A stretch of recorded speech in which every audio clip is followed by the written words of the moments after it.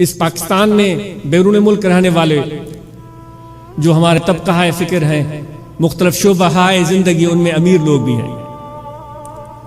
میری استدعا ہے ان امیر اور صاحب ثروت اور دولت مند لوگوں سے جن کے پاس خدا کا دیا ہوا بہت کچھ ہے۔ اے میرے بھائیوں، اے دولت مند بھائیوں، کیا آپ نے اپنی ذمہ داریاں پوری کی ہیں؟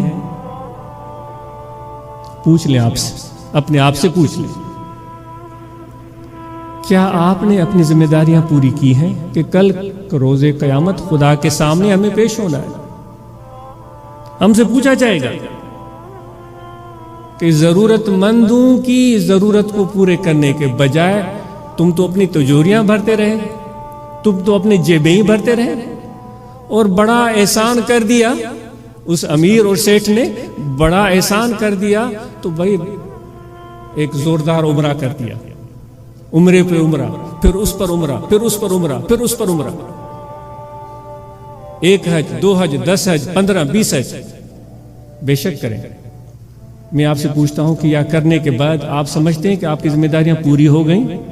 10 عمروں کے بعد، 5 حجوں کے بعد، نماز، عبادت، الحمدللہ اللہ سب کو نصیب کرے۔ کیا اے امیر لوگوں آپ کی ذمہ داریاں پوری ہو گئیں؟ ایک سادہ سا سوال ہے، آپ خود ہی سوچیں اور خود ہی اپنے آپ کو بتائیں۔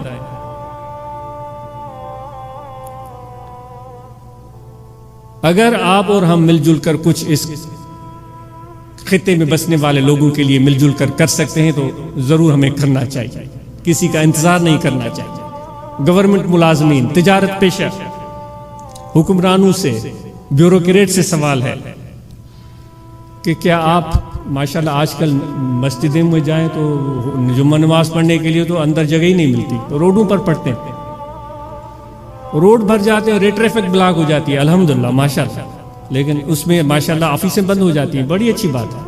میں آپ سے چھوٹی سی یہ بات پوچھتا ہوں، گورنمنٹ ملازموں سے، پرائیویٹ ملازموں سے، بیوروکریٹ حضرات سے، حکمرانوں سے، الحمدللہ نماز تو آپ نے پڑھی، اللہ تعالیٰ مجھے بھی توفیق دے اور ہماری نماز قبول فرمائے۔ عمرے بھی آپ کرتے ہیں، الحمدللہ اللہ تعالیٰ نصیب کرے اور وہ زیارت ہماری قبول فرمائے۔ میں آپ سے پوچھتا ہوں، کیا آپ ٹائم پر آفس پہنچتے ہیں؟ جو ضرورت مند لوگ باہر کھڑے ہوتے ہیں، جن کی جیب سے ٹیکس کٹ کر آپ کو تنخواہ ملتی ہے، ان کے کام آپ وقت پر کرتے ہیں؟ کیا ان سے آپ بلا جواز پیسے تو نہیں بٹورتے؟ کسی کی بڑے کی فون آ جائے تو آنکھ بند کر کے فائل پر سائن کر دیا، کسی غریب کی فائل آ گئی تو وہ دوسرے لمبے بڑے اور بھاری فائلوں کے نیچے دبے، کیا ایسا تو نہیں ہو رہا ہے؟ میں آپ سے پوچھتا ہوں، کیا ایسا ہو رہا ہے؟ کیا ایسا ہو رہا ہے واقعی سچ میں؟ تو پھر بتائیں یہ صحیح ہے؟ یہ صحیح ہے؟ اگر صحیح ہے تو پھر ہماری حالت آج کل ایسی کیوں ہے؟ کسی کا کام نہیں ہو رہا، ہر کوئی چیخ رہا ہے۔ خدا کے لیے غفلت کی نیند سے بیدار ہو جائیں ہم سب۔